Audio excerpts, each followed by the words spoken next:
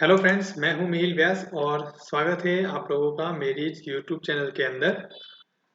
तो friends, react JS की जो सीरीज है, ट्यूटोरियल्स हैं, वो हमारे स्टार्ट हो चुके हैं। 2 वीडियोस उसमें अपलोड हो चुके हैं। उसमें पहला वीडियो था इंट्रोडक्शन का, दूसरा वीडियो था रिएक्ट जेएस में किस तरह से वो शुरुआत हुई थी रिएक्ट जेएस की, उसके हिसाब से उसका भी इंट्रोडक्शन था। तो 2 वीडियोस अपलोड हो चुके हैं। अब पिछला जो वीडियो था वो रिएक्ट जेएस किस तरह से डेवलप हुआ है, कैसे वो वर्क करता है, उसका आर्किटेक्चर कैसे बना है कि वो एक कंपोनेंट बेस्ड आर्किटेक्चर फॉलो करता है। उसमें एक वर्ड आया था पिछले लेक्चर के अंदर कि वो एक वर्चुअल डॉम को फॉलो करता है। तो आज का जो छोटा सा ये वीडियो होने वाला है वो वर्चुअल डॉम क्या है, मैंने बोला था कि मैं आपको नेक्स्ट वीडियो में वो एक्सप्लेन करूंगा। तो आज का जो ये वीडियो है वो क्या है, वर्चुअल डॉम क्या है, उसके बारे में मैं आपको थियोरेटिकल कॉन्सेप्ट यहाँ पे एक्सप्लेन करूंगा। कोई प्रैक्टिकल यहाँ पे देखना है नहीं। तो वर्चुअल डॉम, सबसे पहले तो डॉम का मतलब अगर हम लोग निकाले तो वो होता है डॉक्यूमेंट ऑब्जेक्ट मॉडल। अगर आप लोगों ने जावास्क्रिप्ट पढ़ी होगी तो जावास्क्रिप्ट के अंदर डॉम का पूरा टॉपिक आ जाता है, डॉक्यूमेंट ऑब्जेक्ट मॉडल की वो चीज क्या है, किस तरह से वो वर्कआउट करती है जावास्क्रिप्ट के अंदर। तो उसी का जो बेस है वो है वर्चुअल डॉम।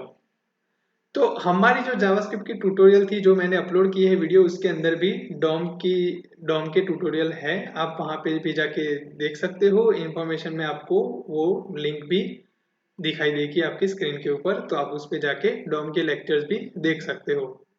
तो जावास्क्रिप्ट जब चल रही थी तब मैं बोल रहा था कि अगर आपको रिएक्ट सीखना है तो आपका जावास्क्रिप्ट का बेस क्लियर होना चाहिए। मतलब कि अगर आपको फ्रंट एंड टेक्नोलॉजी पे जाना है, जैसे कि आप रिएक्ट जेएस सीख रहे हो, आप एंगुलर जेएस सीख रहे हो, व्यू जेएस सीख रहे हो, नोड जेएस सीख रहे हो, तो फ्रेंड्स आपको जावास्क्रिप्ट का जो बेसिक है ना वो पता होना चाहिए। जिससे क्या होता है कि जो वर्किंग होता है इन टेक्नोलॉजीज के अंदर वो आपको इजीली समझ में आ जाता है और सीखने में आसानी रहती है।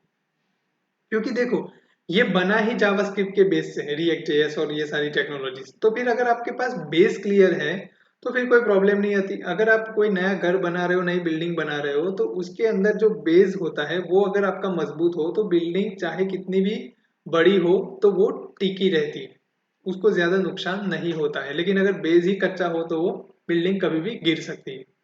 तो आप जावास्क्रिप्ट का बेस है उसको अच्छे से पहले तो समझ लो, ठीक है। तो अब बात करते हैं पहले डॉम की। तो डॉम का मतलब क्या होता है कि हमारे पास एक वेब पेज होता है। एक्चुअली में हम बोलते हैं कि वो वेब पेज है, लेकिन जब ब्राउजर वो कंपाइल करने लगता है, जब वो रीड करता है तो वो एक डॉक्यूमेंट की तरह रीड करता है। तो अगर आपने नोटिस किया हो कि HTML के अंदर पहला टैग आता है डॉक टाइप करके, तो जो डॉक टाइप एलिमेंट होता है वो क्या करता है, डॉक्यूमेंट कौन सा है वो प्रीफेर करता है। तो हम लोग डॉक टाइप के अंदर लिखते हैं HTML हो तो HTML, XML हो तो XML हम लोग लिखते हैं, ताकि जब भी आप ब्राउजर पे उसको रन करवाओ तो HTML से उनको पता चल जाता है ब्राउजर को कि HTML टाइप का डॉक्यूमेंट है। अब उन्हीं डॉक्यूमेंट से हम लोग कोई भी हमारे जो एलिमेंट्स हैं उनको एक्सेस कर सकते हैं जावास्क्रिप्ट के थ्रू। वो सारी डिटेल्स आपको मेरे जावास्क्रिप्ट के ट्यूटोरियल में जावास्क्रिप्ट डॉम के जो लेक्चर्स हैं उस पे आपको मिल जाएगी। तो होता यह है कि रिएक्ट जेएस वर्चुअल डॉम को फॉलो करता है। मतलब ये होता है कि आप जावास्क्रिप्ट के अंदर मान लीजिए कि आपको एक लिंक क्रिएट करनी है, ठीक है। लिंक का मतलब एंकर टैग। एंकर टैग के अंदर हम लोग क्लिक हियर कुछ भी लिखे तो वो क्लिक हियर जो है वो हमारा रिडायरेक्ट होना चाहिए कोई पेज के अंदर। लेकिन जो क्लिक हियर का टेक्स्ट है, जो लिंक है, वो हमें क्रिएट करवानी है जावास्क्रिप्ट के थ्रू। तो उसके लिए डॉम आपका इस्तेमाल होगा, डॉक्यूमेंट ऑब्जेक्ट ऑब्जेक्ट मॉडल। तो उसमें आप जाओगे, क्रिएट एलिमेंट फंक्शन का इस्तेमाल करके ए टैग उसमें पास करोगे और फिर आप उसमें टेक्स्ट ऐड करोगे, अपेंड करवाओगे, और वही चीज आप पूरी की पूरी कोई डिव या जहां पे भी आपको चाहिए वहां पे आप उसको अपेंड चाइल्ड के फंक्शन के थ्रू अपेंड करवा दोगे। तो वो चीज करती क्या है कि एंकर टैग जो है आपने लिखा है, जो क्रिएट किया है, वो जो भी डिव में आपने अपेंड करवाया है वहां पे आ जाएगा। तो उसके लिए आपका पूरा पेज रिफ्रेश नहीं होता है, सिर्फ वो डिव अपडेट हो जाएगा, उसमें आपका एंकर टैग आ जाएगा, लिंक क्रिएट हो जाएगी क्लिक हियर करके। तो ये डॉम का अपडेशन हुआ। तो यहाँ पे वर्चुअल डॉम का जो फ्रेंड्स हमारा जो कॉन्सेप्ट है, जो रिएक्ट फॉलो करता है, वो किस तरह से करता है कि यहाँ पे आप लोग कंपोनेंट्स बनाओगे। रिएक्ट जेएस हमारा कंपोनेंट बेस्ड आर्किटेक्चर है।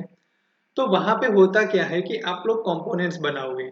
अब होता ये है कि एक कंपोनेंट्स के अंदर आपने कुछ चीजें रखी होगी और वो बाइंड होके HTML के अंदर पेज में आपको दिखेगी, वेब पेज के अंदर। अब मान लीजिए कि वहां पे आपने कुछ आइटम्स लिखी है या फिर कोई लिस्ट बनाया है।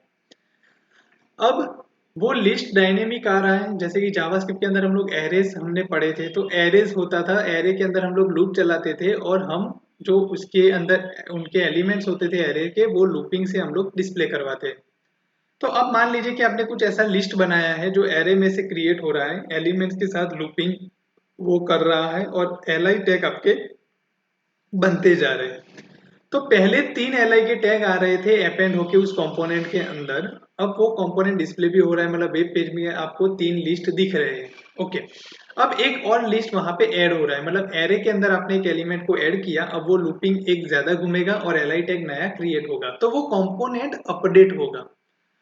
तो अब क्या होता है नॉर्मली केस के अंदर, जब हम लोग कोई और टेक्नोलॉजी में काम करते हो तो हम पेज पूरा रिफ्रेश करेंगे, तो आपका सब कुछ वापस से एक रिफ्रेश पेज के अंदर फ्रेश जो है वो लोड होगा, कंटेंट नया, जो नया एल ऐड हुआ है वो भी। रिएक्ट जेएस क्या करता है कि वो पर्टिकुलर जो एल ऐड हुआ है वही चीज वर्चुअल डोम से वो अपडेट करता है उसी कंपोनेंट को, और सिर्फ वो कंपोनेंट का जो कंटेंट है एल वाला वही खाली पेज के अंदर रिफ्लेक्ट करेगा डोम की मदद से। तो ये है आपका वर्चुअल डोम का मतलब। ठीक है, तो अब अगर आप कोई भी नया एलिमेंट बना रहे हो तो क्या करता है रिएक्ट जेएस जो होता है वो वर्चुअल डोम का यूज करके सिर्फ उतना ही कंपोनेंट को वो अपडेट करता है, पूरा रेंडर नहीं होता है आपका, बाकी के कंपोनेंट ना तो डिस्टर्ब होते हैं ना पूरा रेंडर होता है आपका सिस्टम, सिर्फ वही चीज अपडेट होती है जो आपने करी होती है कंपोनेंट के अंदर। तो इसकी वजह से जो है रिएक्ट जेएस जो है वो फास्ट काम करता है और आपका पूरा पेज रेंडर ना होके सिर्फ कंपोनेंट का वही पार्ट रेंडर होता है। ये काम है वर्चुअल डॉम का, और इसी कॉन्सेप्ट पे, इसी एल्गोरिदम पे रिएक्ट जेएस जो है वो काम करता है। तो आई होप कि वर्चुअल डोम का जो कॉन्सेप्ट है वो आपका क्लियर हो गया होगा। प्रैक्टिकली जब हम लोग देखेंगे, जब स्टार्ट करेंगे हम लोग टॉपिक्स के वाइज, तो आपको उसमें मैं एक्सप्लेन करूंगा कि ये वर्चुअल डोम के थ्रू हो गया, आपको पता भी नहीं चलेगा, और मैं आपको वहां पे एक्सप्लेन करूंगा कि ये चीज कैसे हुई। तो वो कॉन्सेप्ट आपका लगेगा वर्चुअल डोम का, जब आपके कंपोनेंट्स लोड होंगे तो मैं आपको उसमें एक्सप्लेन करूंगा कि ये वर्चुअल डोम फॉलो हुआ यहाँ पे। ओके, तो अभी के लिए फिलहाल यहाँ पे रखते हैं वर्चुअल डॉम तक ही, बाद में हम लोग नेक्स्ट टॉपिक पे आगे बढ़ेंगे। तो नए नया वीडियो, नई नई टेक्नोलॉजीज, सॉरी नई टेक्नोलॉजीज नहीं, नए प्लेलिस्ट यहाँ पे स्टार्ट हुई है रिएक्ट जेएस की। तो जो वो लोग पहली बार यहाँ पे देखने के लिए आए हैं वीडियोस को, चाहे तो सब्सक्राइब कर लीजिए, तो ताकि नए टॉपिक्स है वो मैं अपलोड करूंगा नए वीडियो तो आपको नोटिफिकेशन मिले। और जो लोग पहले से सीख रहे हैं मेरे साथ जावास्क्रिप्ट से लेके एक्मा स्क्रिप्ट और अब रिएक्ट जेएस, तो उन लोगों को भी बेनिफिट रहेगा कि पहले जो कॉन्सेप्ट है वो क्लियर हो चुके हैं, अब रिएक्ट जेएस हम लोग फाइनली स्टार्ट कर दिया है हमने, तो अब उसमें भी आपको सीखने को मिलेगा।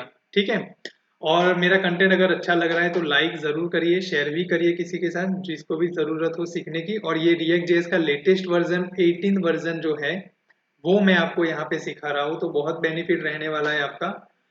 तो प्लीज जुड़े रहिए मेरे साथ, सब्सक्राइब जरूर कर लीजिएगा।